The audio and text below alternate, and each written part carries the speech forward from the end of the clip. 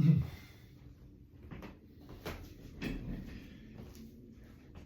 everybody, good to see you. Thanks for coming out. We're going to do some time traveling tonight, and I want to start by telling you a little bit about myself. So we're going to go back to the late 60s and early 70s. I grew up in Milwaukee, Wisconsin, and I graduated high school in 1969, and in high school I really loved science and math, and I was very good at it. So when I thought about where to go to college, I thought, well, University of Wisconsin at Madison has the best chemical engineering program in the country, and it sounded good to me with my proclivities for math and science. So I went to UW in Madison in fall of 1969. Now, folks may remember the University of Wisconsin at that time was really comparable to Berkeley. It was the center of the student movement in those days, the anti-war movement and many other movements. And within a semester, I was jumped in feet first. I joined SDS. I became a radical and an activist. We were on strike for most of the second semester. I hardly ever went to class. I dropped out, and I became a political activist for several years, eventually moving to San Francisco. So that's a little bit about my background. So now, let's move up in time. It's 2010. I'm working as the executive director of the U.S. Green Building Council. Folks familiar with the Green Building Council? Yeah, we're the people who do the LEED certification, L-E-E-D. If you see the buildings downtown with the plaques, LEED Gold, LEED Platinum, and so on. It's a great system that identifies how to make buildings more energy efficient, save water, have healthy air and materials, and so on. It's really, really great. It's very, very important. It's a very important organization that is promoting solutions to climate change. So while I was there, we did an annual event every year, which we called Green Building Superheroes. It was always around Halloween. And in 2010, we were planning that event. And in 2010, there was also a proposition on the ballot. I don't know if folks remember, it was called Prop 23. At that time, that proposition would have repealed California's climate change law, which was the strongest policy in the entire United States to combat climate change. It would have been a disaster if this proposition had passed. So we were involved in fighting that proposition. And the co-chairs of that campaign, No 123, or we called it No to Dirty Oil, were Tom Steyer. People remember Tom Steyer ran for president recently, and George Shultz. No, not Charles Schultz, not the guy who wrote the Peanuts comics, but George Shultz. People might remember George Shultz actually served in the Nixon administration, had 2 cabinet positions. He was also the Secretary of State for Ronald Reagan. So it turns out one of my staff people told me, she said, you know what, I grew up with George Shultz's granddaughter, and maybe we could get a meeting with him, see if he could come to our event. I'm always looking for like a big name. In the past, we'd had Van Jones and Paul Hawken and various other people like that. So she talked to her friend, and we got a meeting with Mr. Schultz. And we drove down to Stanford at the Hoover Institute, where he has a think tank and he's a fellow. And we had a lovely meeting with him. You go into his office and he's got pictures of every world leader you can think of over a period of decades, very impressive. And we talked to him, and I said, well, Mr. Schultz, how'd you like to come and give a speech to several hundred people in the building industry a few days before the election? And he called back in about a week or two, and he said yes. So it's like, great, we got our big name star, big name attraction. So I sent an email out announcing it to all of our members and publicizing it.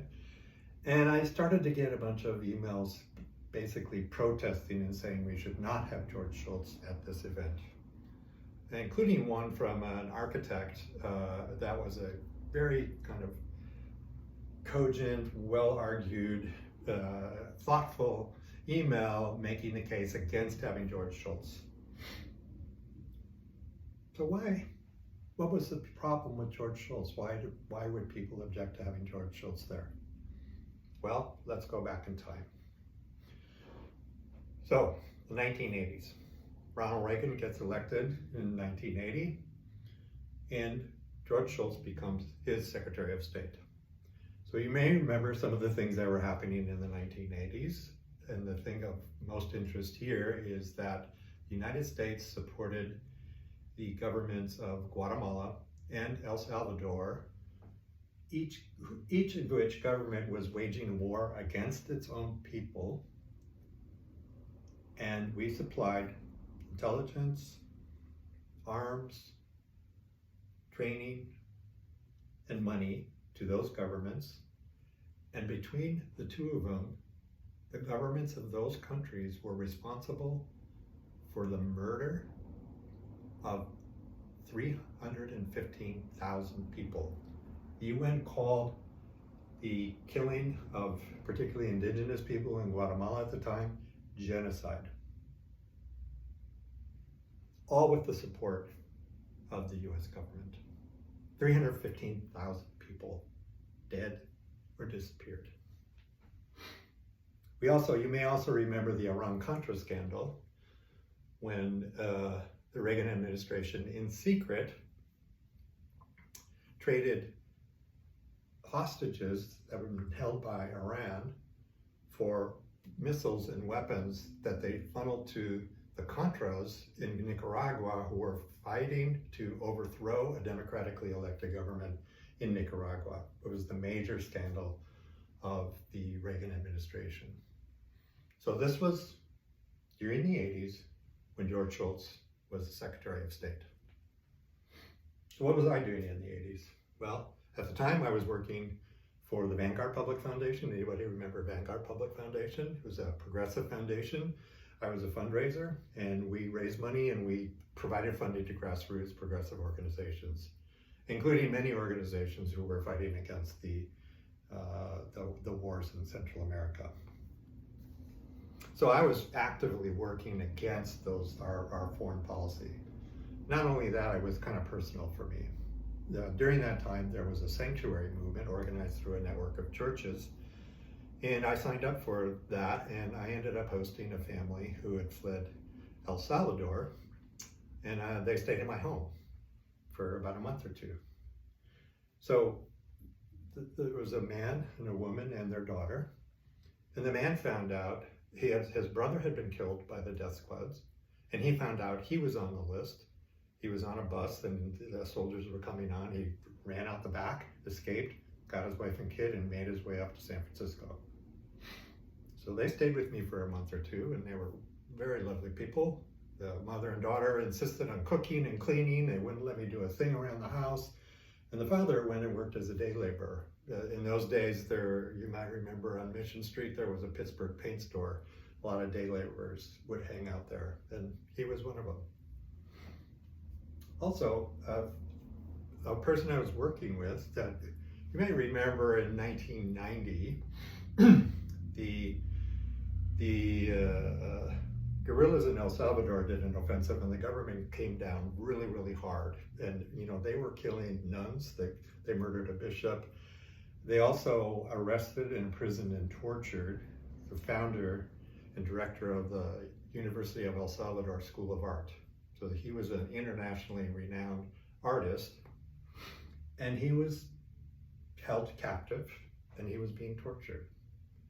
So they sat him in a chair, they tied him up, they put a bag over his head filled with wine, and they beat him. So my friend who I worked with, she knew him, and she got involved, and I helped her. We worked on a campaign to try to free him, and we got Mayor Agnos at the time to send a wire. People, the mayor of Santa Cruz, various other people in California. There were people working in Japan, Italy. He was known all throughout the world. We were successful. They freed him. He escaped, got up, made his way to San Francisco. After he arrived here, he made it a very, very powerful piece of art that we used as a fundraising premium. kind of recognition to donors who give a certain amount of dollars. We would give them a signed print by him. And so I have that piece signed and dedicated to me on our wall in our living room. It's a very intense piece of a woman holding a dove with a very fierce expression and a red splash of color across her. It's very, very intense. So also, around the 10th anniversary of the Sandinista Revolution, I was down in Costa Rica and I managed to get over, and I was in Managua during the 10th anniversary celebration. And at the time, people, Sandinistas as we were called, came from all over the world to celebrate that anniversary in Managua. And frankly, it was kind of a weird experience for me, but it was interesting. And at that time, Daniel Ortega was the president. He was a hero to many of us. And that was my exposure in Nicaragua. So let's come back, 2010. So the Green Building Superheroes, it's about to happen. It's late October, a few days before the election, the Academy of Sciences. It's a great event. People come in costume. There's hundreds of people. George Schultz arrives. And before the event, he came and I was talking with he and his wife, Charlotte Molliard. And while we were talking, a woman came up to him and approached him and said, "Mr. Schultz, I have to really thank you for what you did. Because of you, the Russians allowed Jewish people to leave Russia. My family escaped. I owe you my freedom." And I was, well, okay. That was touching, just got goosebumps. So Charlotte told me, we just came from, it's his 90th birthday, and they had a 2-day symposium in his honor at the Hoover Institute at Stanford. We just finished that. It was a Friday night, Thursday, Friday symposium. He did a campaign event in Palo Alto, came up to San Francisco, did an event in Pacific Heights, came to our event, and was going to another event afterwards to give a speech. I was like, wow, that's pretty good for 90 years old. So I told that story when I introduced Mr. Schultz, and then Charlotte called up from the front row, and we're going to the disco afterwards. It was very funny. So he gave a great speech. He gave a very rousing speech, and he had the whole crowd on its feet, yelling the slogan we used at the time, "No to dirty oil, no to dirty oil, no to dirty oil." I was just kind of like, wow, okay, here's this Republican icon leading a chant of people saying no to dirty oil.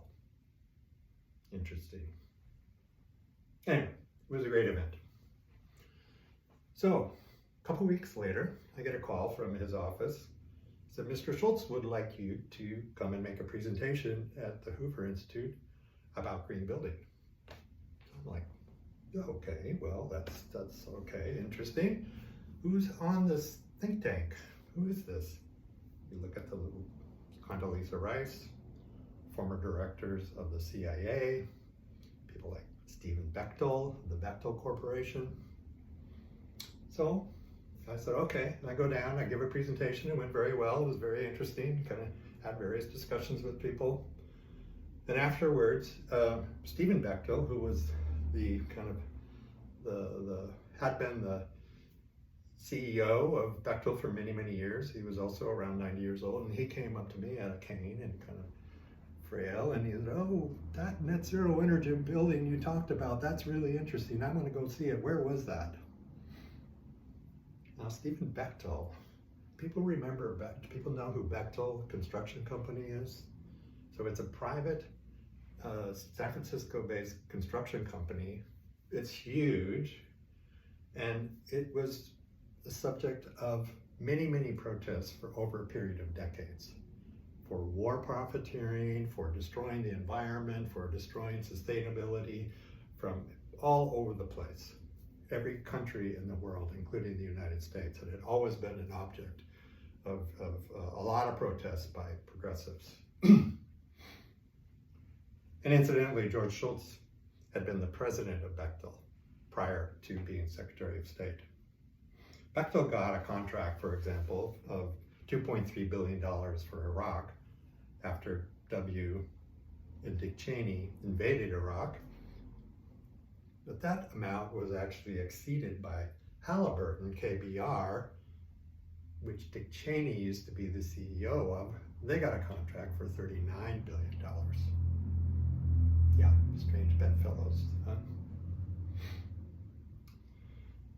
So, a year later, I get another call from his office. You know, you're invited to come and observe a presentation. Mr. Shultz is having the military come to talk about sustainability and the going green. So I went down, and it was kind of amazing. There was Assistant Secretary of Defense, Assistant Secretary of Army, Navy, Marines. They all gave a presentation. I was kind of blown away. It was one of the greenest presentations I'd ever seen. You know, net zero energy army bases, biofuels for ships and airplanes, solar packs, the whole 9 yards. Assistant Secretary of Navy on every slide was like, this is not a fad. They regarded it as a strategic imperative to fight climate change. I was kind of blown away. So, where does all this leave us? How did things pan out for everybody? Well, as we know, climate change is getting worse and worse and worse. We lost 4 precious years during the Trump administration. And thank God, it looks like the Democrats are passing a very, very significant bill. Praise the Lord, Manchin, and Sinema. Vanguard Public Foundation? Yeah, well, that went down in flames in around 2011. Turns out there was a big financial scandal. There was an investment scam, and the investment guy and the guy who had been running the foundation went to prison, and that venerable institution went bankrupt and closed its doors. A lot of people lost a lot of money. The architect who sent me the email, well, we became pretty good friends, actually. We did a lot of work together on a variety of things in the green building industry. And in fact, he's pretty involved. He has been very involved in getting architects to refuse to design prisons and death chambers. And I actually do a lot of work in the area of prisons and criminal justice reform myself. So we ended up having a lot in common.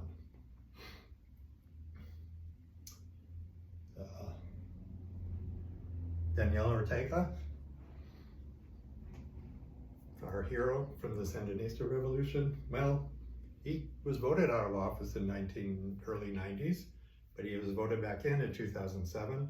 He's been there ever since.